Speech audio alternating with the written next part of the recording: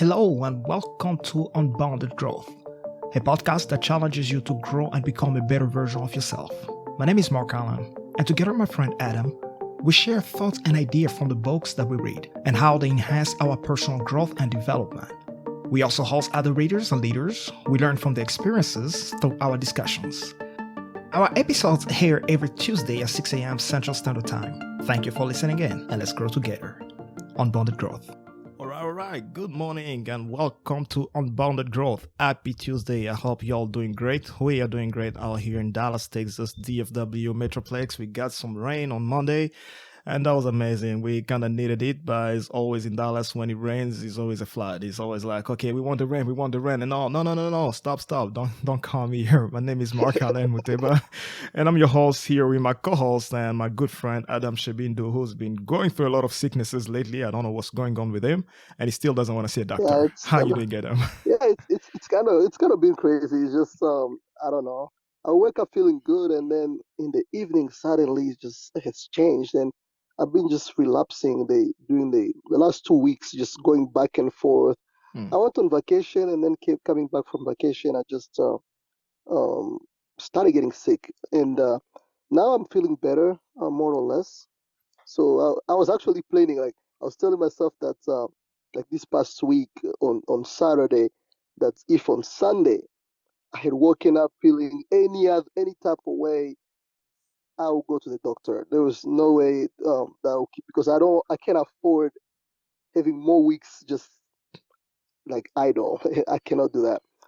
I So I was know. telling myself, I told myself, okay, let me see what's gonna happen tomorrow. Mm. And I woke up on Sunday morning, yeah, just like magic.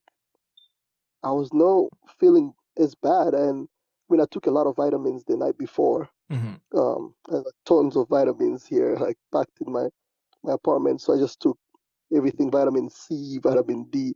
And that's also one of the crazy thing about being in the health sciences and Mm. being able to understand some of these concepts. Is like, yeah, you just pump yourself up real quick, and like, okay, at this I'd point feel I need better with turmeric. that. I need B. I need vitamin B. I need vitamin D. I need vitamin C. Mhm. So all of those stuff, I just started taking a lot of it, and I woke up feeling better, and now it's just like sometimes I'll be a little bit dizzy, Mhm. especially when I talk a lot. I mean, and that's actually one of the things that I feel like the devil's just kind of trying to come fight with me, Yeah. because one of my biggest assets is actually talking. Mm. Like, literally, the best thing, one of the best, if you can call me, apart from any engineering, anything whatsoever, Right. one of the biggest thing I'm good at is communicating, Yeah. talking to people, bringing down some complex knowledge to making it simple, Mhm. stuff like that, and getting people interested, being a salesman in general, Yeah. stuff like that. So it's what I'm actually good at, Mm. like really good at. Um, and so, like, taking that away, like I will speak for like 2 hours. Like that last week, as I had so many speaking engagements, Yeah. I was just going around. It was back to school, back to Back school to week. school week. So Yeah. yeah, you can imagine. And with the functions that Um, you occupy, there is the president of the yeah, students so and stuff like the that. Yeah. student, now I had like so many speaking engagements that I had, Yeah. and I could just, like, I was like out of breath. Trying to speak, but then I feel like it's so dizzy afterward. Mm. And just been happening a little bit. Like today, I kind of just, like, this week, I'm kind of just keeping it slow, Mm. trying to not to have so much, basically, speaking engagements Speaking to do. engagement and all that. Yeah, in such a way that, okay, I can. Even with my student, I told them, like, hey, I'm gonna tell you what to do. Just try to get it done, Mhm. but I won't be able to, like, stand up and just be speaking for such a long time. Sometimes we don't realize how much work we put into speaking. I remember a few years ago, maybe 10, 11 years ago, when I was still living in Uganda, I met this pastor. He was here from Texas, and he told us that in Uganda, the church I was going to, Watoto Church, they had 4 services. And in all four services, the same preacher had to preach for all four Wow. services. So he gets there and I can tells us, imagine. he's like, "Oh, every Sunday we have two services in my church in Texas, and when I preach for two services, like I literally sleep from Monday to Wednesday." And Pastor Gary, he said, Pastor Gary told me they have four services. I was like, okay, after the four services this Sunday, I'm not preaching for another month. you know, just sometimes the challenge. Definitely, as we always say, drink a lot of water. Make sure that you rest. Your body is your asset. So treat it good. Treat it good. I was actually listening to Zig Ziglar last week. I haven't listened to him in a very long time, and it's just that feeling like, man, I missed you.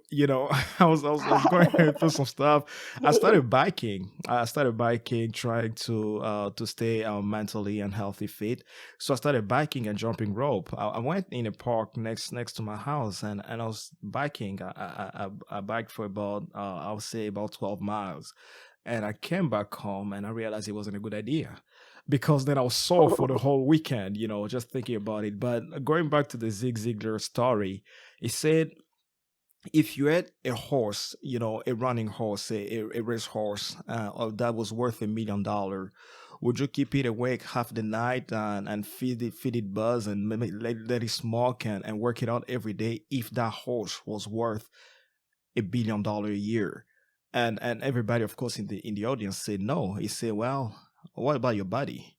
If you won't keep a horse that brings you that much money because you consider it to be of much asset to you, how much more about your body? How will you keep your body half awake, half the night, drink coffee and smoke cigarette and all that?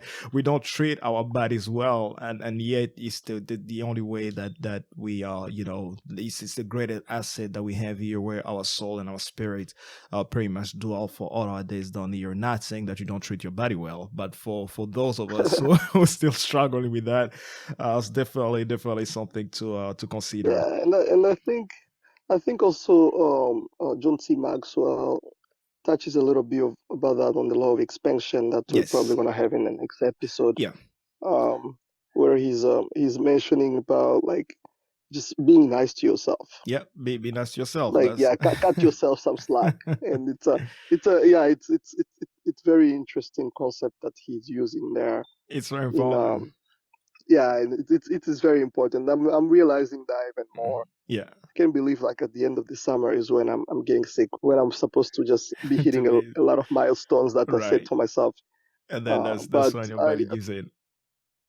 yeah, it was a time to just reset a little bit. Yeah, and it's crucial. So many yeah. Also, there's like so many life changing stuff. Just Hmm. trying to restructure my life here and there. Hmm. Trying to redefine a lot of stuff because I don't have a lot of time for a lot of things. Um, And I think we're like talking knowing about how it. to say no as well. Yeah. And I think we're talking about it earlier. It applies not only to our lives, but to our businesses, to our work, and whatever.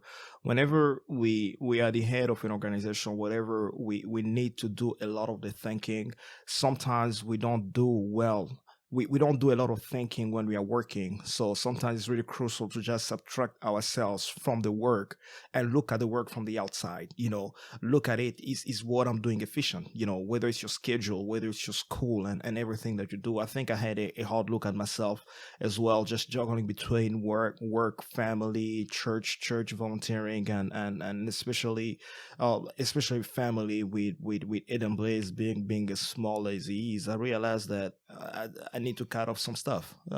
I cannot be as efficient as I was 2 years ago when I was still single and not having a whole lot of responsibility than I have today. So I think it's very important for all of us to learn how to subtract ourselves from the things that we are doing, look at them from the outside, and decide, is this the best way that this can be done? Or can I start changing strategies? And John Maxwell, in another book, I believe it's called Leadership Shift, where he talks about when as a leader you need to make a shift. You need to make a shift from being the person who has the answer to all the questions to the person who asks questions to find all the answers from the people that you're leading or that you're working with. I think that's enough of us for today. We were going to continue to talk about the book. We're still talking about the 15 invaluable laws of leadership.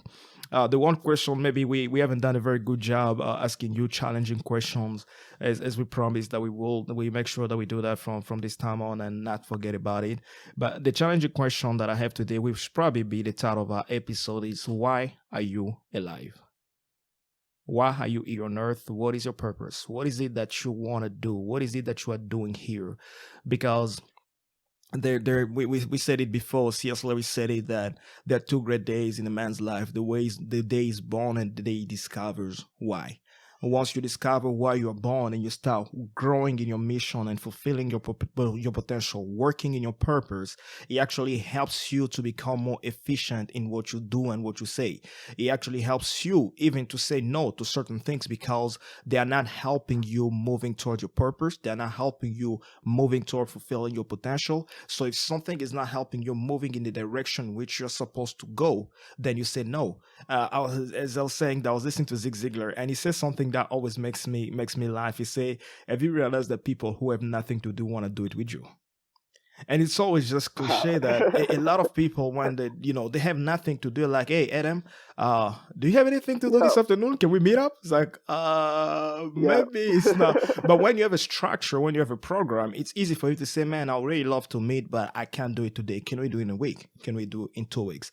So we are talking about the 15 Invaluable Laws of Leadership, a book by John Maxwell. As we promised, the next book that we talk about is a book by Mary Hunt, The 7 Money Rules for Life, How to Take Control of Your Finance. That's the next book that we talk about. Must probably be about episode 14 and 15. We try to handle that. We try to cover 2 laws today and the 2 remaining laws next episode. And today we talk about the law of curiosity, that says that growth is stimulated by asking why. And that's the reason why we ask you that question. Why are you alive? Why are you still here on earth?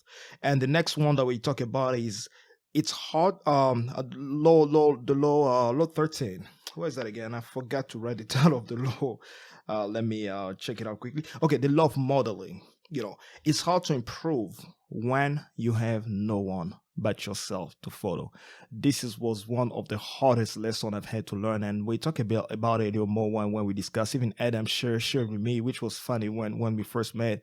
He used to tell me that the trouble of Abraham are not the troubles of Job, And then he said at some point in his life, you said at some point in your life there was that shift where you realize that you can learn from the experience of others. You can actually have models. You can have people that can teach you a lot of things. And I believe that a lot of us. I was listening actually, and I'll probably talk about it a little more. I was listening to this podcast that I found today on YouTube. It's called The Best Man with Tim Ross. So he was interviewing his good old friend, Michael Todd, Pastor Michael Todd. He's one of the famous pastors out there, young pastors. And he said one thing. He was talking about mentorship, which I believe we talk a lot more when we talk about mentorship in the law of modeling here. He said that Jesus Christ didn't just meet with his disciples once a week, or he didn't meet with them once a month or once a year, or maybe a few times a year to tell them a few lessons. He was explaining about how mentorship is more involved than we may think. It's not just about sending someone to give you $100 for your time or giving someone a book and say, go read and forget about the person, not even thinking about the person. He said some grown people had to quit their full-time job and spend time with Jesus. And we see the impact of that mentorship, of that model, what is done to the world today, especially for those who are Christians, what is done to the world of Christianity. All right, back to the book, The Law of Curiosity. Growth is stimulated by asking why. It started this book, this law by this great question that I really enjoy. It said that some men see things and they ask why. Others dream things that have never existed and ask why not. The key is why. So why asking why is important? I know that's a tautology, but allow me to say that. Why is it important to always ask why? If you want to keep growing, you have to keep on being curious. The second thing is that the more curious you are, the more you want to learn. If you want to learn today, the reason why, Adam and myself, we put ourselves in this path of growth and personal development, of leadership, is because you realize that these are the limitations that I have. How can I get to the point where I want to be? Adam said something very, very important as we were talking before the show here. He said, in his research, he was hitting a little some bumps here and there. Then he told me something that I actually wrote down, Adam, like when you were speaking. He said that I had to figure out the whys before I knew the hows. As long as you haven't figured out the why you want to do something, it's sometimes hard to figure out how you want to do it. But when you know the reason why you want to do it in the first place, then making the process, creating a process and making the steps become a little important, a little easier. And there's a quote here by Albert Einstein. I know that's one guy that Adam loves, so I'll let you read it, Adam. Yeah, there's actually a few quotes by Albert here that he uses. Say, this world is owned Mm.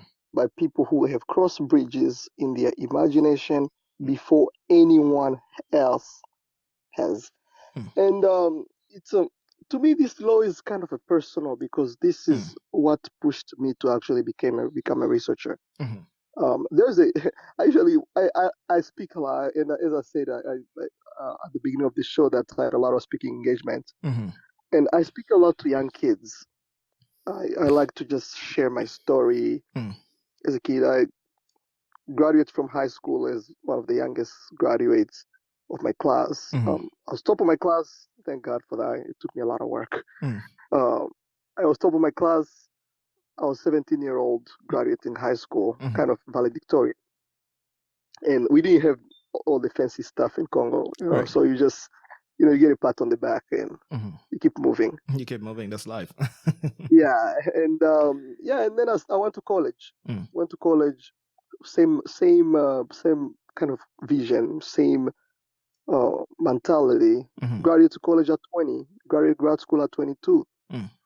And one of the things that's when I speak to the kids, and I try to tell them, I tell them there's a TV show for kids that I think my kids should watch it. It's called Seed the Science Kid. Mhm. I used to spend a lot when I came to the US and I was learning English. I used to spend time with these awesome little men. Now they are not so little anymore. They are completely grown. It's been 8 years. There's this young man. His name is William Kenda. When I was staying with my pastor at my pastor's house, and that young man, he loved this TV show a lot. So I used to spend a lot of time with him, learning English and watching that TV show.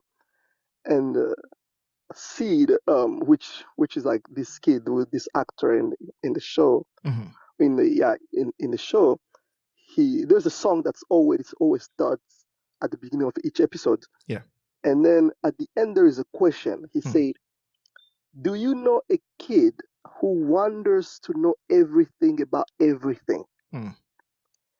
And they used to answer that's Seed, Mm. and I actually would change it and answer that's me. Mhm. As a kid, I wanted to know everything about About everything. everything. We are two of us in my family. Mm. That for us that was so important. Mhm. Me and my brother Buanel. Buanel just graduated from law school. Mm.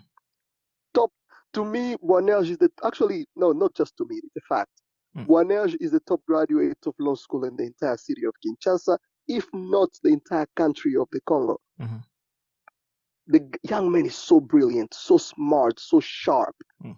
He got everything. The what they call the font and the form, Right. everything. Both the rhetoric and the eloquence. Mhm. He got both of them. So he was also one of those kids. We used to just wonder everything about everything. Like we bought a book as a kids called Le Monde dans ma poche, which Mm. means the world in my pocket. Mhm. It was a small book that I remember all the teachers used to ask like geography questions, and for us we just spent so much time in that book knowing, okay, what the population of Brazil. Mm. People wonder today that like Adam, like why do you know so much? Mm. I don't know. I don't say that I have perfect knowledge, right? Look, it's just like what in terms of information. I'm not saying that in terms of wisdom or in terms of like, or I mean, like leg up or a little Right. step forward, like ahead of Mhm. anybody. Mhm. But when it comes to information, right? Mm. I accumulated so much information as a kid, like Mhm. just so much information. And why? Because I just used to ask questions about everything. Mm. I wanted to know everything about everything growing up. Mm. Me and my brother, and since we had each other to push each other to actually learn, because nobody want to seem dumb at the dining table. My Right. dad will make sure he challenges us. Mm-hmm. So nobody want to really be dumb. And especially when we're just the two of us, and my younger brother Goel was like still little. Mm-hmm. Me and Juanel, we used to compete a Mm. lot. And I think I was in first grade. Juanel was still in kindergarten. Mm.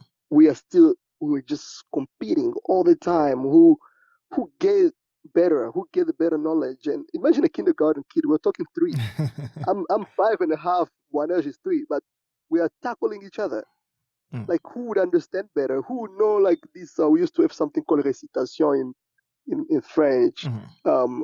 How like who would It's very understand? much Who would say it better? cramming a poem and reciting Yeah, it. cramming Yeah. a poem. Yeah, reciting it. Like who say it better? We just have that type of environment. We grew up like that. Mm. Even as we grew up, like our entire childhood, we spent a lot of time just wondering to know everything about everything. And the kids in the neighborhood, they start knowing about that. Mm. So they start bringing you also their question. And to you become And kind of a resource to them. yeah, you become kind of a resource. And that's how I grew into like just being Researching like, and yeah, researching, knowing information. We mm-hmm. started asking questions about Mars. We start asking questions about outer space. So questions just go after. And that's why actually personally I struggled to choose my major Mm. in college. I changed my major about 5 times The because desire of wanting to know everything. yeah, Yeah. every time I have a relevant question to ask, Mm-hmm. and that question, the kind of the answers to those questions, they are not within the field that I'm actually right there then studying. Mm-hmm. And when I cannot answer that question there, I just feel very frustrated. And I'm like, what the point of me being here where I cannot answer the questions that are relevant? Right. So I will end up switching. Like I used to do my undergraduate research, I did a lot of it in material science, Mm-hmm. and I did a lot of it also in fractional mechanics.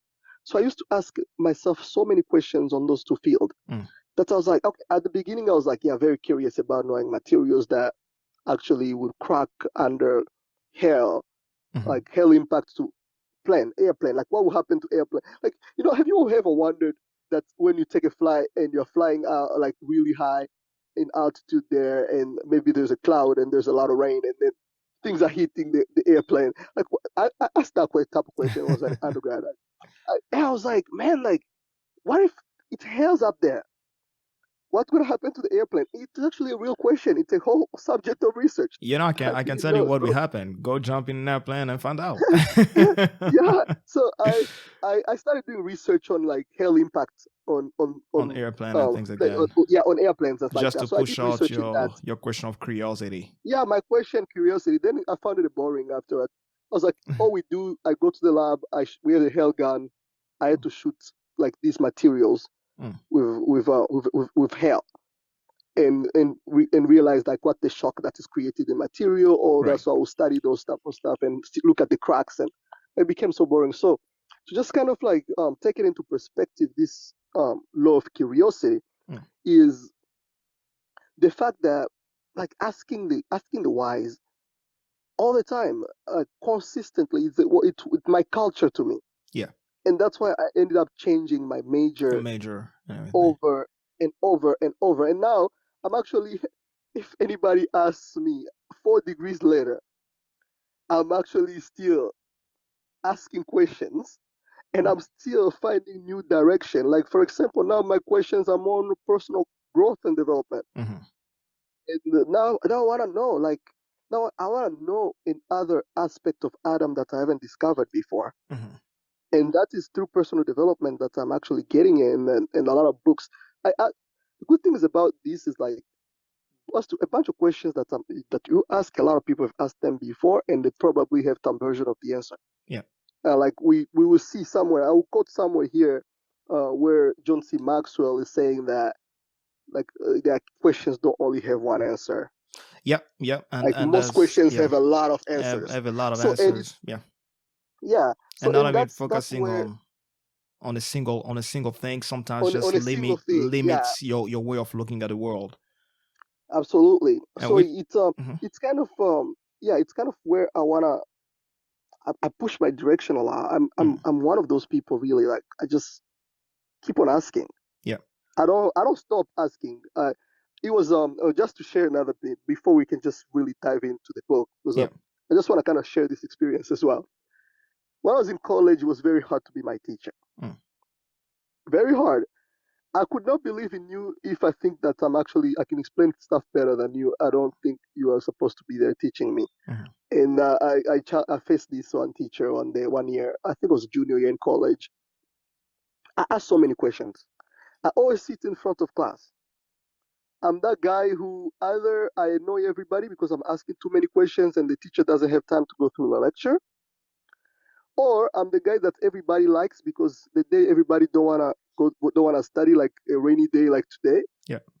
I will actually have some of my colleagues telling me like, "Hey Adam, can you ask questions today?" And I would just ask like some very long questions that Yeah. they are very open ended. It started debate in the class, and Mhm. the teacher looks at the time like 15 minutes left, and we only have a 15-minute lecture. So Right. everybody's happy about it. But it was hard to teach me in college, Mm. and because every time I would show up to class, I ask questions Mm. from even in grad school. In grad school, actually, I had a teacher who actually the entire class. It's one of my favorite class in grad school, fluid mechanics, where the teacher did not give a lecture. Yeah. He said he sent the lecture, you go, you read it, and then he told you to come back with 10 questions the day of the lecture. Mm. So everybody had to ask questions. Yeah. And I love that class because that's my type of learning environment, because I will learn exactly what I want to know. What you want to know? Yeah. So Mm. it was like that most of my time in school. And I actually had this teacher Mm. of mine actually that he gave me a B in the class at the end. Mm-hmm. I annoyed him. He did not have enough knowledge to actually answer the questions. Right. I ended up starting to actually answer my own questions, which ended up in me giving the lecture Mm. for him. So he will let me speak in class for 30 minutes. And the students will complain and will go to the department and be like, yeah, this guy doesn't know anything. So he now get mad at me. And, it's kind of crazy. It just became a whole mess. He Mm. ended up giving me a B in the class. Mm-hmm. And in the class that I was actually performing well, Mm. better than, I actually knew the material better than the teacher, which is funny. Mm. But yeah, at the end, it was just like that sense of asking questions. I am constantly, my entire time in college, every class I've taken, I want to know what's the future of this. What else everybody's not asking Mm. about it. And at the end of the day, I became a researcher. That's the only place where I fit. Because over here, one thing that I think is a huge blessing, and this is an advice to anyone making a career decision as of the moment, Mm. they want to go into research and they don't know what it's all about. Over here in research, we ask questions. Mm. We ask all the whys. Why am I doing this? And like right now, as Mark just said, that one of the things that I'm figuring out a lot right now is whys, Yeah. asking the right questions. Mm-hmm. I can develop any type of technologies I want because I've been trained. I'm an engineer. I spent so many years in engineering. Mm. But why? What's the point of that? What is that one fundamental solution or what that fundamental answer that you are bringing to a fundamental question? So we get to be flexible. So in my research, Mm. I can use both the stuff I'm doing for personal development Mm-hmm. into my research. Mm-hmm. Like I can use philosophy into my research. If whatever day I woke up and psychology seems very tempting, Mm. I pick up a psychology book. I look for the answer of the question that I asked for Mm-hmm. into that psychology book, and I developed that sense of searching and trying to appreciate gaining knowledge. Mm. So in research, that's what we do on a regular basis. Mm. Is just ask questions about anything you want. Mm-hmm.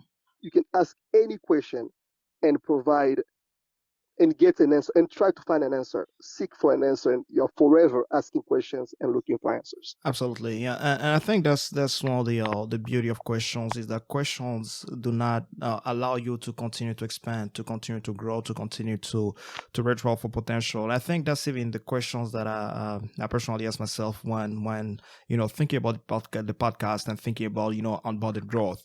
I was like, what is it that if someone can continually grow until they are taken off this earth, then they will continue to grow until, of course, they are no more. And it's very important because questions, Jim Quick always says that questions are the answers. The time is when you start asking yourself the right questions, you start receiving the right answers to all the questions that you're asking. One of the challenging things that I faced personally was John Maxwell when he talked about in one of the first books of John Maxwell I read. He said the law of growth, and he said to grow in leadership, read a book of leadership every month. So for like 5 to 6 years, that's all I did. I believe that there was I could only read one book every month until I discovered this technique where Jim Quick was talking about what about you read a book every week. Then I realized, whoa, that's why John Maxwell said to read a book of leadership every month, because the other 3 weeks of the month, you can read other book on other subjects. So asking yourself whys will allow you to find solutions to different problems, to different issues. The law of curiosity. The law of curiosity, growth is stimulated by asking why. So how do you become a curious person if you are not naturally a curious person? I wasn't naturally a curious person growing up. I wanted to have my breakfast, have food, play some games, and go to bed. That's all. That's all life was to me back in the days. But as everything else in life, it can be learned. I don't care what your GPA has been like. If you've always been a straight C student, or if you've struggled all your life with your academics, or if you don't think that you're naturally creative or whatever, it doesn't matter. You can learn anything in life that you want to learn if you are willing to learn and if you are curious enough to learn.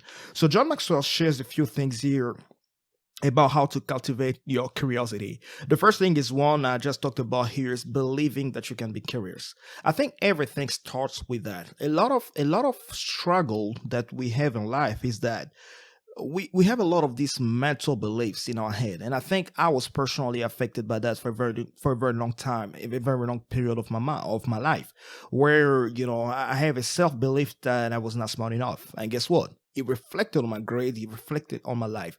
I have a self belief that I didn't know how to manage finances. Guess what? It reflected on my finance. It reflected on my life. I have a lot of self limiting beliefs that pushed and started reflecting on the way that I was doing everything. And John Maxwell says that we cannot perform outwardly in a way that is consistent with how we think inwardly. So the first thing that you want to do in order for you to become curious or to create to cultivate curiosity in your life is to know, to believe. Start believing that you too can be curious. The other thing that John Maxwell says here in this first point is that if the single greatest difference between curious growing people and those who aren't is the belief that they can learn, grow, and change. The belief that you can learn, grow, and change.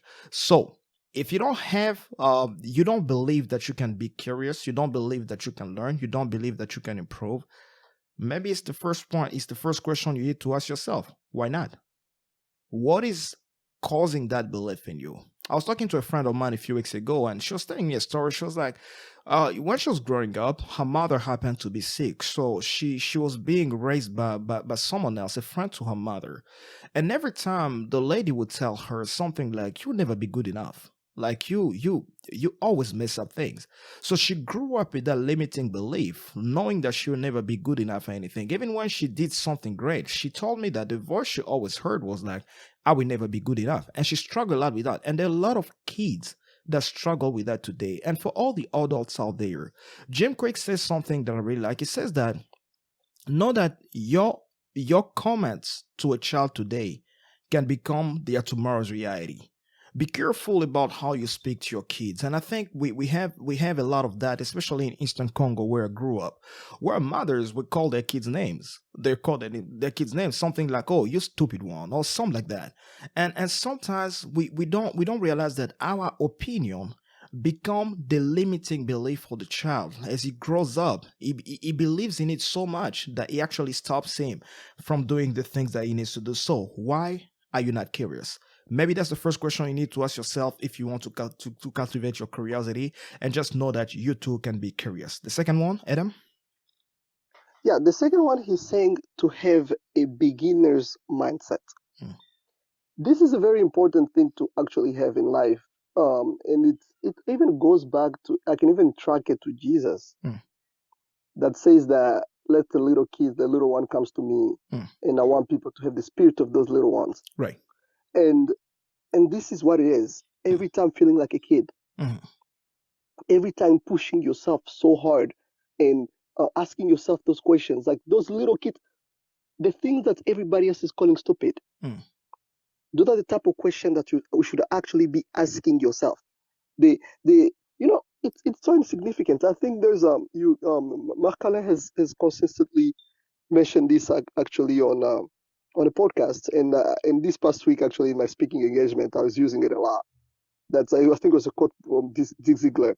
That's like make it so simple to the point where even a PhD student can understand it. Yep. Literally, the whole room was cracking up, laughing. Like every time I was saying that, he helped me create that rapport with my audience all the time. And I spoke that when I spoke that at the retreat, because I had to speak at the faculty retreat. I spoke about it when I was talking to students, and it's so it's that when you're a kid, you have this sense of asking questions that seems to be very stupid, yet very relevant. And you know actually there's a story here.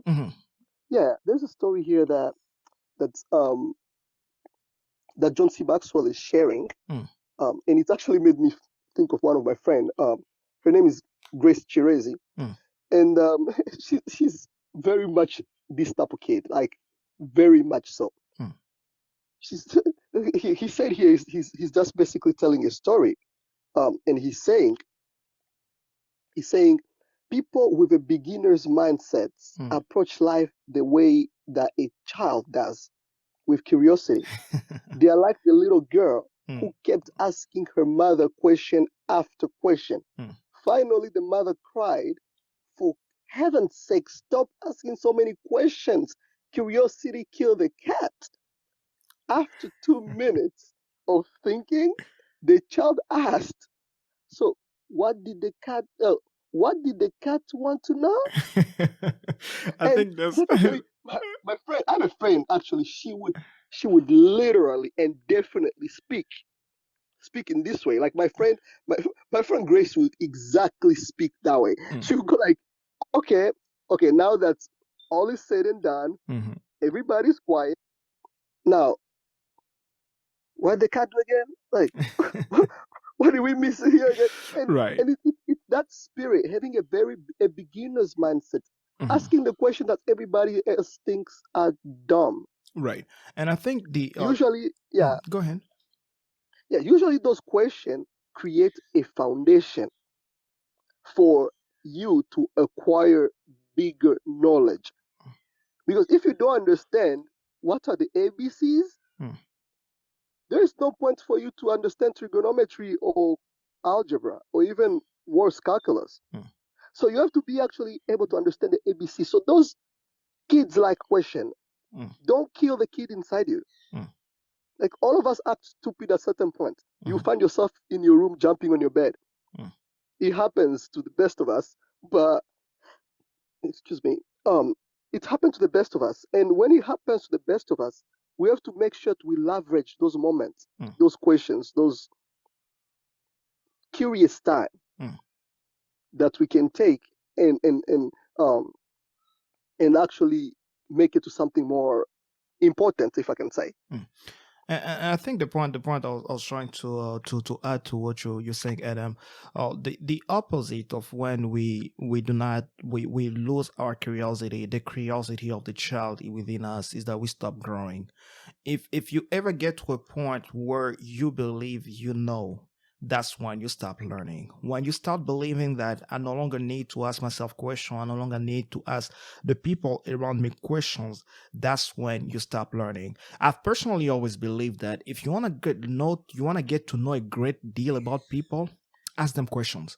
Sometimes you sit with someone for 5 minutes and think to yourself, man, how do I not know this person as well as Adam does, or as well as the other person does? It's because of the questions we ask, and sometimes we ask the wrong questions. The other problem that I've seen as well in people who lack curiosity, and which I was one of them, is that thinking that you're better. Every time you think within yourself that I am better than this person, I am better than that person, or I am better than in this situation or that situation, you pretty much locking a door of knowledge for yourself. Because you'll be surprised what people that you believe are not smart, or what people you believe are not better than you can actually teach you. Sometimes the few first questions you ask someone may actually determine the future of the relationship with that person. Sometimes just the questions you ask about a project, the questions that you ask about something may determine the future, whether you want to pursue it or not. And I think Adam and I had that discussion. I was still trying to think about whether I wanted to go for a PhD, and I think a PhD to some extent is a choice that someone makes. It's not. I don't think it's about brain. I don't think it's about intelligence. I think it's a personal choice to say, am I ready to put in the time for this? Am I ready to sacrifice the next 4 or 5 years? It's pretty much to me like med school. Am I ready to make that sacrifice? And I started thinking about it, and we're having this discussion with Adam. I'll split between science, in which I have a lot of interest, and then I don't have a lot of interest, and then into something like more leadership and personal development. And I think I remember having this discussion with a few people, and I was having this discussion with Adam, and he asked me, "Man, are you really willing to like stay in the lab for very long hours?" And then I look at the mice. I know one of my mentors. She's into that. I was like, I don't think that's really something I want to do. And just the fact that I thought about that question, the fact that that question was asked, actually helped me clarify my thoughts and push me to know what I wanted to do. Have always a beginner's mindset. You do not know everything. There's still always more to learn. The third thing that John Maxwell talks about here in cultivating your curiosity is that make why your favorite question. My young brother had that problem. I mean, growing up, that's the one kid you didn't want to be around. He always had a question. He always asked why. And sometimes I know my older brother Christian. He always says something. Every time Zeph will ask why, you look at him and say, "You understand when you grow up." And we hated that statement so much, because whenever he didn't want to answer, because some of these questions were also taboo, some of these questions will require you to explain something that you are not ready to receive yet. And I remember one time his daughter, Christian's daughter, asked me a question. I looked at her because she's also a curious mind, and I was like, "You understand that when you grow up?" He started cracking. He was in the living room. I was like, "Yeah, this is my payback time." So make why your favorite question. The secret to maintaining that holy curiosity is keep on asking why. And I put an example here. I wanted to talk about the my early experience in leadership, and my later experience as I'm growing more into leadership. When I started in leadership, I always thought that I was the person who's supposed to provide all the answers. People were supposed to come to me. People were supposed to know I was the man in charge. I was the man who needed to give all the answers, who needed to give all the directions. And as I started growing more, I started realizing that maybe I don't have all the answers to all the questions that are being asked to me. Maybe I don't have all the answers to all the things. And it humbled me enough when you look at the life of someone like Jesus, who pretty much asked his disciples after a few years of working with them. He says, "What do people say that I am?" And he exactly knew what people were saying about him. He had the answer to those questions. But just asking those questions pushed even the disciples to cultivate their curiosity. And as I started growing more into leadership, and I started asking more questions, leading with questions, well, pretty much asking people, "Hey, what do you think we should do?" Sometimes I have the answer. Sometimes even the answers that people are providing are things that I've thought about before. But the simple fact that it's coming from someone else may give me a different perspective. Maybe they're speaking speaking from a point of view that I hadn't considered before. Maybe they're saying something that other people hadn't considered before. And he's also helping others to boost their personal confidence and to develop leaders, to develop people. I believe the greatest leaders develop followers into leaders. If you're a great leader and all you have is followers, guess what? When you are no more, your followers spread away and they do everything. But when you're a leader and you start developing leaders, you actually expand your leadership. You grow more. It's funny how it works, because the more leaders you lead, the greater you grow as a leader. So giving the answers can be one thing, but the better thing that you can do for yourself is learning how to ask better questions. Yeah, and I'm gonna just add just a few statements here. Asking better question or asking why, because sometimes when you're asking why to yourself, it usually comes with an answer. You definitely come with something that's gonna lead you to research. You're gonna start searching around. You're gonna start making definitions and illustrations and so on. However, some other time, why, when you're asking it to other people, they tend to be very defensive. I don't know if you've seen it. You go to somebody and you ask them a question why, like Mark just said that when his little brother will ask a question why to his bigger brother, and the bigger brother would just get defensive. So when you're asking why to other people, people tend to be defensive. And So you want to be careful about how you ask it, formulate your questions. And that's actually a very interesting fact. In asking powerful questions and creating conversation that matters. The author there is actually, that's my favorite, one of my favorite book of all time. If you haven't read it, just go ahead and read it. Grab it. Because It's a that's great book. what helped me meet people. Everybody that I've met since I read that book, I probably just use the same techniques in that book to meet that person and to create a connection with them and to exchange numbers so far. So it has been a really amazing experience. And in there, he's saying that get away from why questions when you're discussing with somebody. And he gave a lot of techniques on how to change why questions into what questions and how questions. And you can also like, why are you doing this? And you go with like, what's the purpose? It's different questions. It's the same question, the same answer. The same question, but the way you're asking it can actually. The way you're asking it is different. So here, here John C. Maxwell actually gives two quotes that I really liked. One is by Albert Einstein, and the other one is by Brian Tracy. The one from Albert Einstein is saying the important thing is not to stop questioning.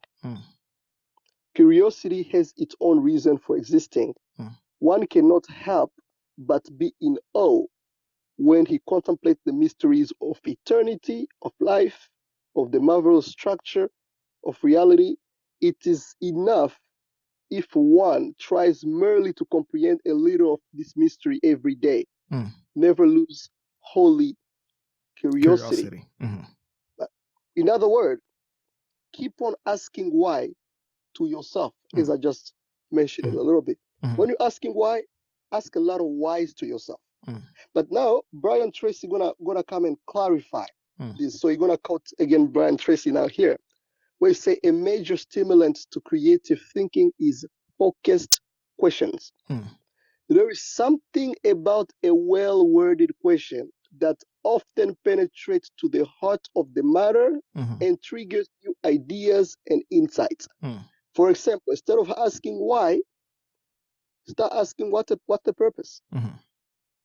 What's the purpose? So the purpose now, it brings to a story. It brings to an answer that is not just, people don't get defensive. Exactly. Like for example, when you go, like you ask somebody like, how old are you? Because I ask very honest questions.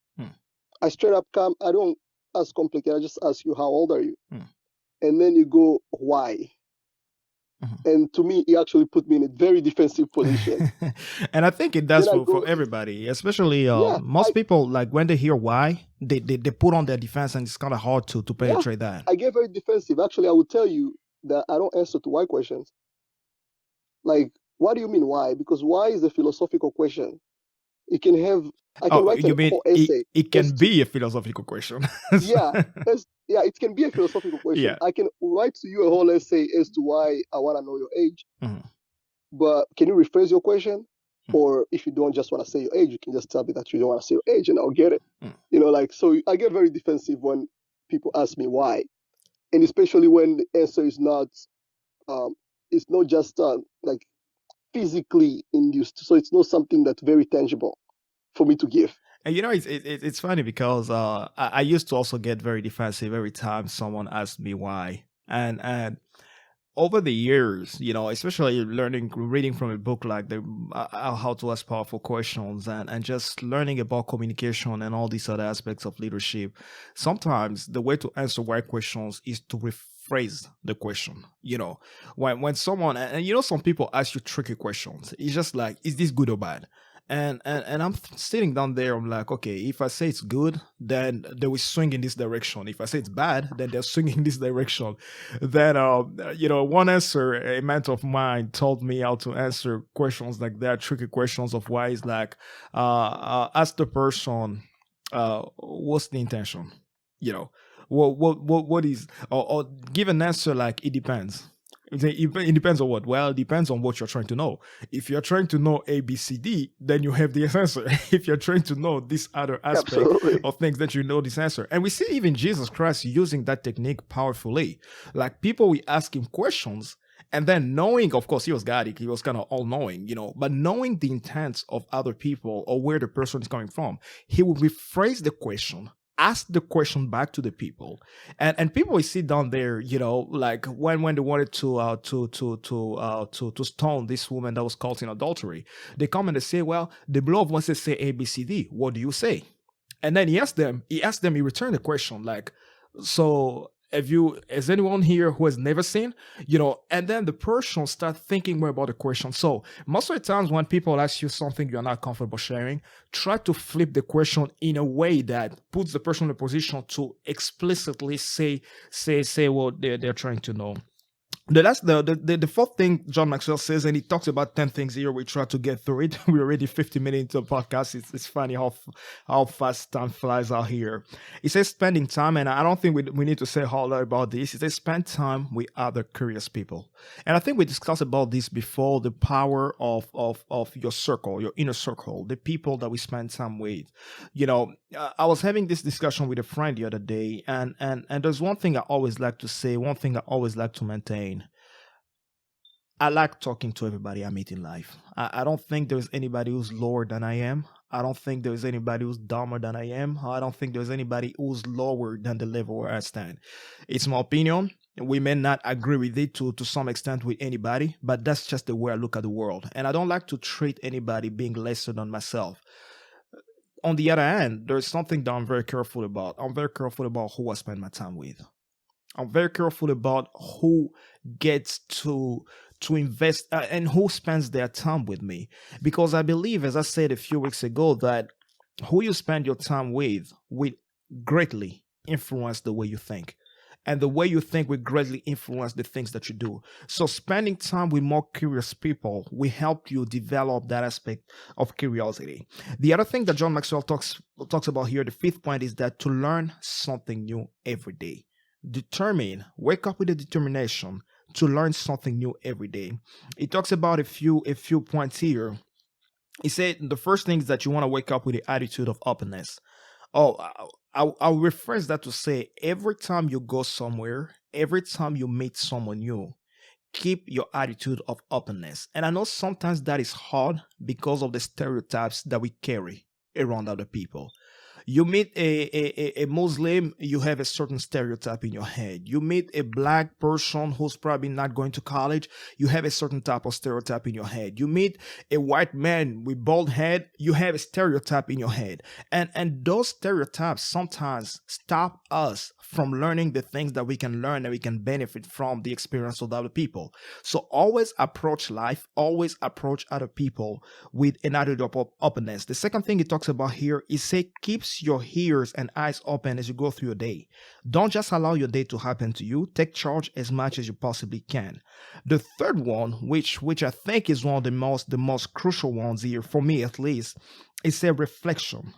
And this is something that I've quoted a lot from Jim Quick. John Maxwell said it first, and Zig Ziglar talked about it as well. Experience is not the best teacher. Evaluated experience is the best teacher. So you want to learn from other people, you want to learn from your personal experiences. It's not just enough to go through something. Sometimes you need to sit down, reflect on what you've gone through, and ask yourself why or why not. A few questions that I thought about to help you to grow in your reflection is, the first one is, what is this current situation teaching me? What is this moment of your life teaching you? And especially when you're going through some major changes in your life. You've lost a job, or you've got a new job. You've graduated from college, or you've just got a kid. You've lost someone very close to you. Ask yourself the question, what is this moment teaching me? Sometimes you may not get the answer while you're going through it, but as you reflect about the moment, you may get an answer. The second one is, how can I apply the lessons that I've learned here in the future? If life is teaching you some lessons, how can you apply those lessons in the future? And the third one, which I think is very crucial for me personally, is how to pay it forward. Who else can benefit from these lessons that I've learned? And I take a lot of respect, or a lot of pride in my mentors. I love my mentors. I think God has really blessed me tremendously with great people around me.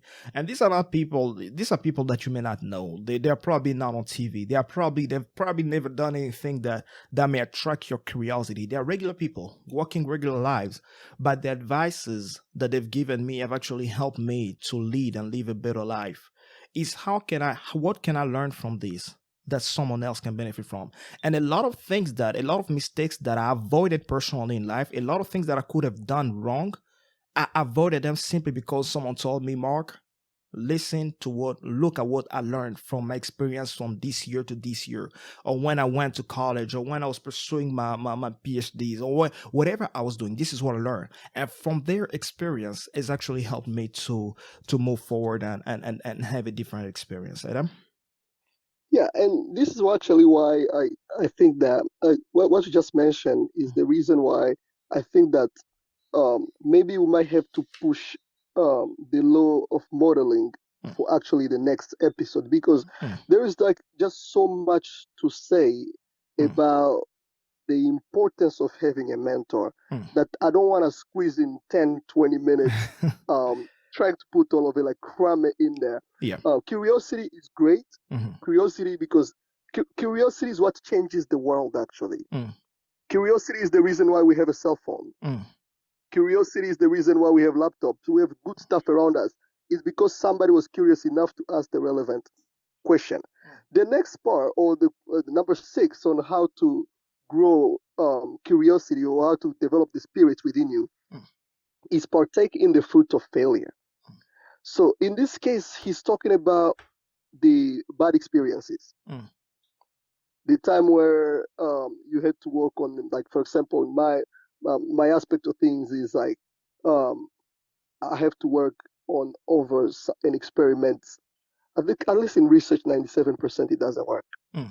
We really rely just on the 3%. In biological sciences, is actually That's even worse. worse. You set up, Yeah.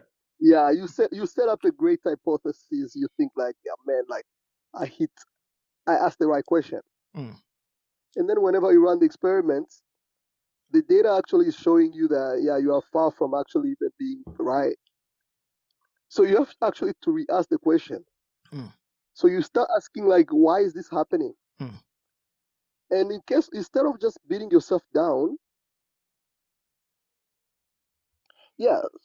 So what can I learn from this? That's a question that you should be asking yourself. mm, From that experience in research, basically, we learn from there. mm, What can I learn? What is the data telling me? mm, And when you adjust yourself, you adjust your entire life, you reformulate your hypothesis mm, based on what you can learn from a bad experience. And we have so many bad experiences. Our entire religion is a bad experience, Mm. pretty much, if we could say in research. Mm-hmm. It's like you do an experiment, it fails, you go again, it fails. And try the next one. You stay consistent, but Mm-hmm. just don't stay consistent in the wrong direction, right? Uh, I think we talked about it in Art of Influence, yeah, that yeah.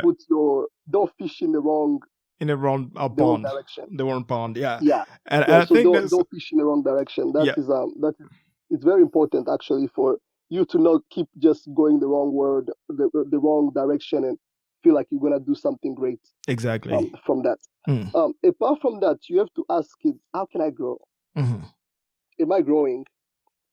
And So a quick yeah, recap, how can I grow? a quick recap about the three questions he asked. The first one is the fruit, partaking the fruit of failure. Is why is this happening to me? What can I learn from it, and how can I grow from this? Right? Yeah, Yes. absolutely. Mm-hmm. So it's like, how can I grow? How can I advance from here and actually make something that is relevant? Right. Both, it can be in my personal life, it can be in my professional life, it can be in anything that I'm trying to actually to get done. Now, going forward on number 7, he says, stop looking for the right answer. That is one thing that I think a lot of my friends who are perfectionists, and maybe including Marc-alain, is that the struggle. they tend to just be looking for always the right thing and always the right answer. And that's the problem. And I think Though actually, it can be good. It's good actually. It's good because the advantage of that is that those people tend to get A plus. But I want to shoot for A plus, but I want to still be good if I get an A. You know, that's the mindset that I have. I shoot all the time for A plus. I design my system. I work my system out to get the best possible outcome that I can get. But at the same time, I need to actually make sure that I actually get an outcome to begin with. So he's saying here that because there is always more than one solution to a problem, if you believe there is only a single right solution, you either get frustrated because you can't find it, or if you think you have found it, you stop searching and perhaps miss better ideas. And that is one thing that I try not to be. Once I've answered a question and I've found an answer that sounds correct and I've proven it and I've put it through trial, and it's actually that's the solution that I think it can work. No, I ask the next question. I do not stay around and just linger around there, because when you keep lingering, that's when actually, of course, I'm not telling people not to explore. Because one of the things that I actually learned from one of my greatest professors is the fact that I was not sticking around a lot to explore. I was just keep on moving. Yeah. And that can also be a problem, because then you won't actually really be an expert. Yeah. And I think that comes down to that big difference between the world as a space for everybody, for both perfectionists and non-perfectionists, but we have a lesson to learn from each group, and as you said, one of the biggest flaws about perfectionism, myself having struggled a lot for a very long time with it's not a struggle, it's just like, I like things to be great, is that sometimes it stops you from starting. Not even sometimes, a lot of times perfectionism will stop you from starting. It will stop you from doing the things. And one thing, I believe one of the authors that I read, I can't remember who it was, but said that in life most of the times you want to go as far as you can see, and when you get there you'll be able to see further. And that just goes to say that, even when you're trying to perfectionism does not happen while you're waiting. It happens when you start working. And I think it was Brian Tracy, the frog. He mentioned that, what you just mentioned there. Yeah. Yeah. And I wanted to just mention here one thing, actually. It's an advice I took from this book, and I've applied it at Bora. And I think that it might be useful. And this is one thing that John C. Maxwell did with his company, with the John Maxwell company. Yeah. He said that I am so excited because I love my team. And same thing, I can say that about myself and about Mm-hmm. Bora. Mm-hmm. So I was actually putting myself there when I was reading this part of the book. Yeah. It's small, Mm-hmm. fast, focused, and highly talented. Mm-hmm. That's so true about my company as well. Mm-hmm. I've put everything in their hands and turned them loose to make things happen. Mm-hmm. I've trusted them as engineers, and I'm sure they can make anything happen. I really still believe in my team. Mm-hmm.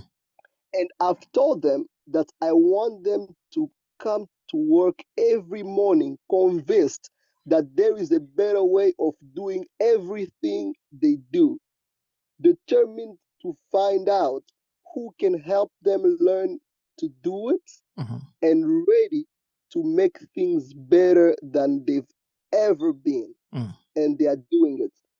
That's the principle. That's at the core values of Bora. Mm-hmm. We are not trying to reformulate the whole world. Mm-hmm. We're not trying to redo everything, Mm-hmm. but we are trying to find solutions that are adapted To the current for us. problems. Mm-hmm. What is the better way of doing one, two, three things Mm-hmm. in the Congo without buying a machine that costs $100,000? Right. Because everywhere else they've already done it. Mm-hmm. But obviously we have our own constraints Yeah. that we have to deal with in Congo, Mm. and that the constraint of funds and the constraint of even just the environment and so on. Yeah. So ask them like, okay, I don't want to buy a controller that costs $6,000. Mm-hmm. What can you design? What can you not design about of that controller? Yeah. Let's buy the part that you cannot design, Mm-hmm. and let's redesign this and make it better at a low On the cost. things that you can do. So that is one thing that to me was very important. And then he talked about get over yourself. Mm. If you can go through Uh, that. Yeah, Mark. going back, just finishing up with this, stop looking for the right answer. There are three questions he asked. He said to improve things. The problem with finding one right answer is that you get stuck on it. But if it's not broken, how can we make it better? If it's not broken, what else can likely break it? And that pushes you to think about solutions you may not think about. And then the third one is, say, if it's not broken, how long will it solve the problems that we are facing right now? Talking about machinery, talking about things. There's actually a funny story in computer science that I love telling about. There's actually a U.S. Navy ship that got stuck in the water for 4 hours simply because the computer tried to do a division by zero. And the whole ship shut down. And the programming, there was no error handling in that program. There's a joke in computer science where we say that if it's not broken, don't fix it, don't touch it. Like, if it's not broken, if it's running, if it's been working for the last 10 years and it's not creating any problem to anybody, don't touch it. The problem with that approach, even in life, is that there'll be something that will happen one day that may actually break it down to a level where it's not fixable. So even if everything has been working the way you want it, everything has been prospering or moving the way you want it, what else can you do to make it better? What else can you do? And talking about perfectionism, the simple acronym that I like in software engineering is KISS, KISS. Keep it simple and stupid. Just keep it simple enough and stupid enough for you to get the job going. And once you've got the job going, you start perfecting things. The other thing he talks about here, as Adam was mentioning, is getting over yourself. It's about learning to look ridiculous. It's about learning to laugh at yourself when you make mistakes.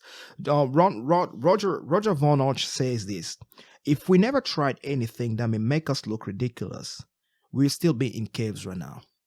If we never attempted to think about the world to have taller buildings that could accommodate more people, if like Henry Ford said, what people are asking me is just to give them a faster horse. If we never thought about building a company, cars that could move at this speed, or planes that could fly us from point A to point B, we will never move. The world will never move in the direction in which we want. It's better to look uninformed than to be uninformed. Curb your ego and keep asking questions. And that was said by Richard Talmer. And the reason why I really want to emphasize on this, getting over yourself, and we talked about this earlier. Once you think you know, that's the time you stop learning. My mother used to tell me you cannot pour water in a glass that's already full. Because, not in a glass, in a container that's already full.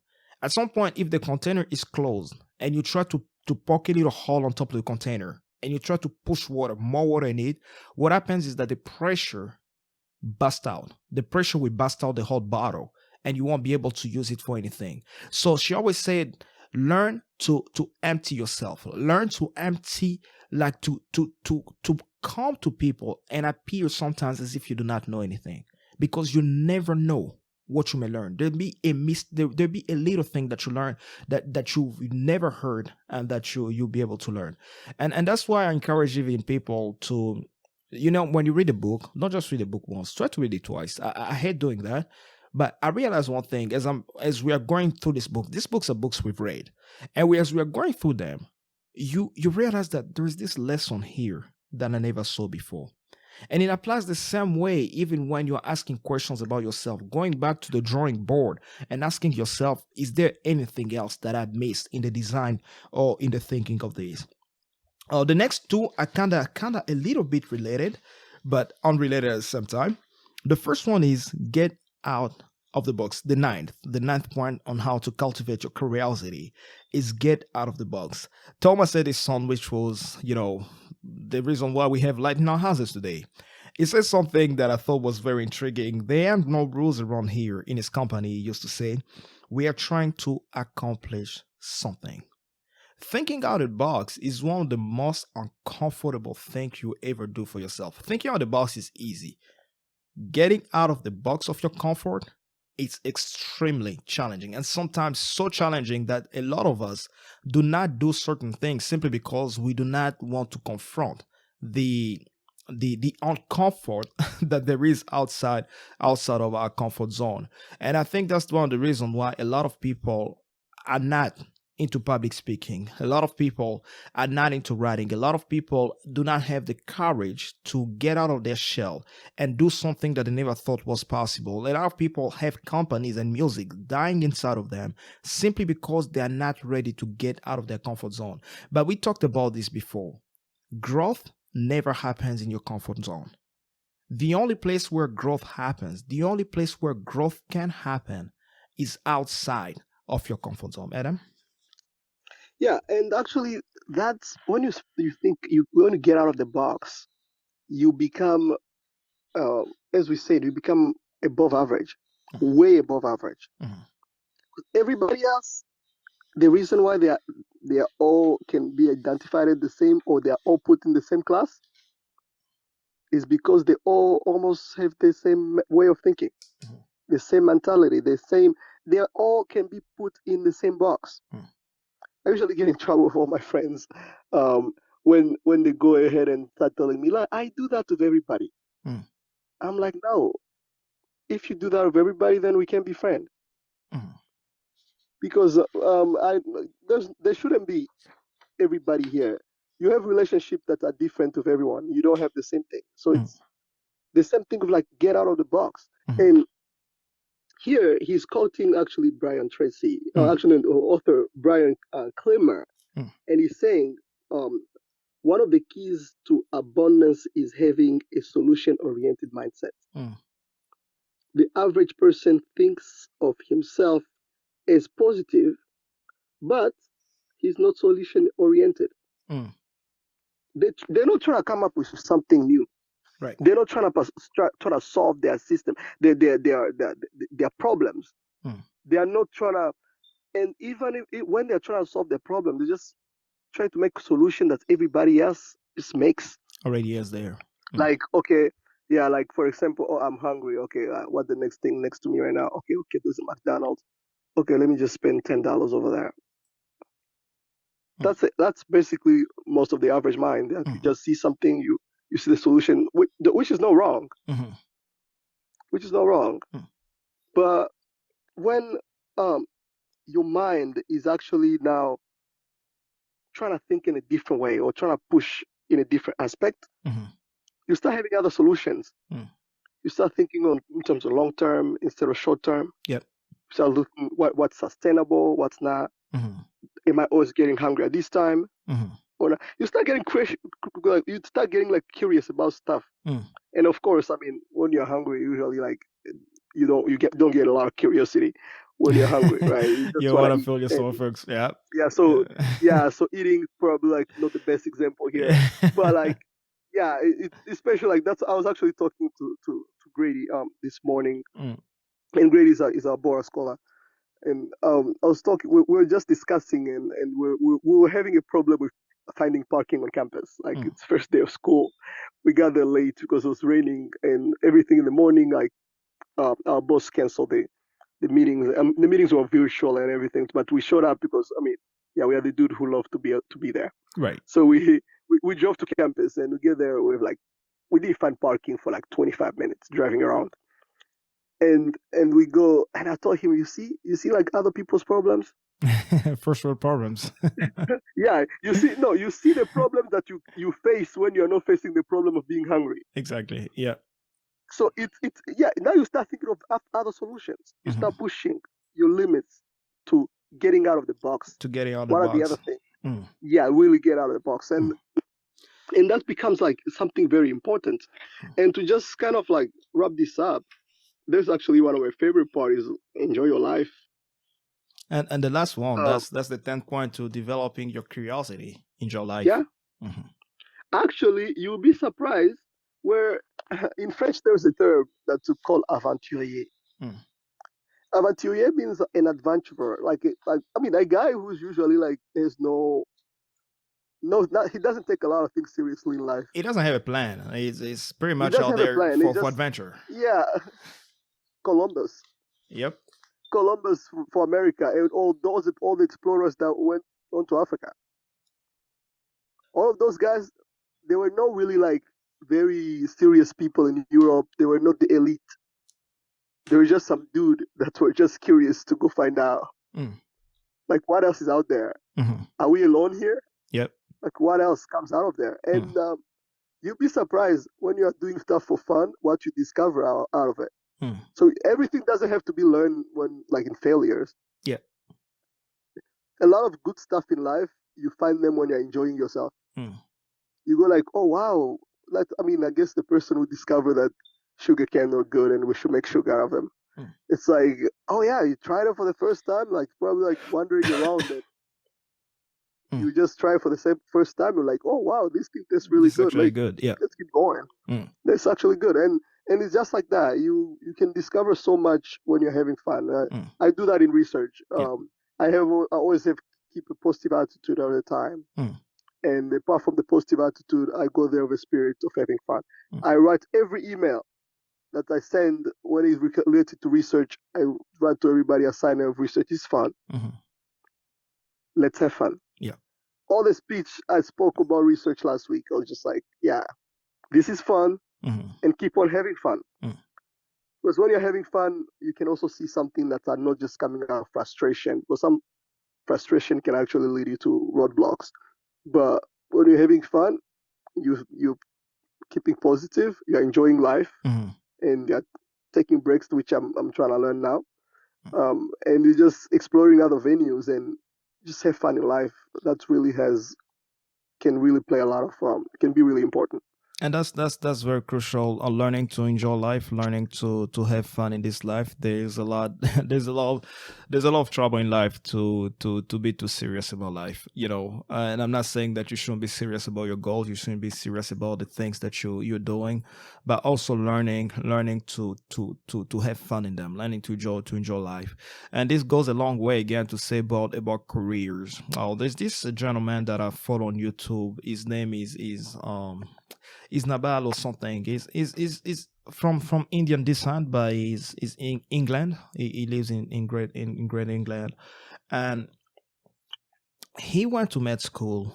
He a very brilliant man. He went to med school, spent 6 years, had been in the field for 2 years, and recently decided to quit. He said, "I found things that I have more passion for." And you know, the whole time I was listening to him, I could not stop but wonder, why would you go to med school and go through all that pain just to quit it 2 years after that? And I realized one thing: you have one life to live. Why would you keep doing on something that you hate with passion and dedication? Is the joke I always like to make about my young brothers. If he hated this job, I said he hated the job so much that he hated it with passion and dedication that he invited the whole family to hate the job along with him because he hated him so much. He hated the job so much. And I always told him, why would you spend the rest of your life doing something you do not like? Why would you spend the rest of your life getting stuck into something you do not enjoy? Sometimes it's time to get out of your box. It's time to become curious again, to ask yourselves the question, what are the things that make you happy? What are the things that, and happiness is very subjective, and there is a lot of lessons we can learn from that. But what are the things that bring you peace to your heart? What are the things that encourage you to explore the world? What are the things that you like to do if money, time, and everything else in life was not a challenge? What would you be doing? Learn to enjoy the things that you do and do the things that you enjoy. It's very important, and this is the way we develop we develop curiosity in personal development, the 15 invaluable laws of growth. This was the law of curiosity. Next Tuesday, we'll be talking about the law of modeling. And I think Adam was so right in saying that the law of modeling is not something we can squeeze into 20 minutes. There's a lot to learn. I believe that I like to give credit to God for everything that has happened to me. And I believe that God has placed some very, very great people around me that have helped me and continue to help me to become the person that I want to be tomorrow, or the person. And when we learn from that, when we learn that God places people around us to help us and to model for us the behaviors that we want to adopt, or the people that we want to be in the future, that sense of gratefulness, and we learn how to model that for other people. There's not a single great person on earth that became great by themselves. Even the so-called self-made millionaires are the people who learn from other people. They learn from books. They learn from videotapes. They learn from the mistakes of others to become who they became. And the self-taught, engineers, it's very important and crucial for you, for us to learn from them. And it's with that, ladies and gentlemen, that we'll be finishing up today. Learn to enjoy life, and remember to ask yourself the question, why am I alive? Adam, any closing words? Yeah, thank you very much for tuning in this week, and we hope you enjoyed this piece. It was really, these last few episodes are really my favorites. I'm really enjoying going back to them and listening and learning and growing actually from them. And it's been a blessing to be serving all of you and to be sharing the little 2 cents on what we think and how these books are helping us. And thank you so much, and enjoy this piece and have fun while listening. Absolutely. You have fun. Remember, we are always on YouTube. You can find us on all the podcasting platforms, the major ones, Google Podcasts, Apple Podcasts, Amazon Music. We are also on Teacher and Spotify whenever you need to find us. If you need more information about us, please go to www.theunboundedgrowth.com. Again, our website is www.theunboundedgrowth.com. You can always email us your requests, your questions at info@theunboundedgrowth.com. We look forward to having you again next Tuesday, and for the rest of the week, may God bless you. You have a wonderful one. Bye bye.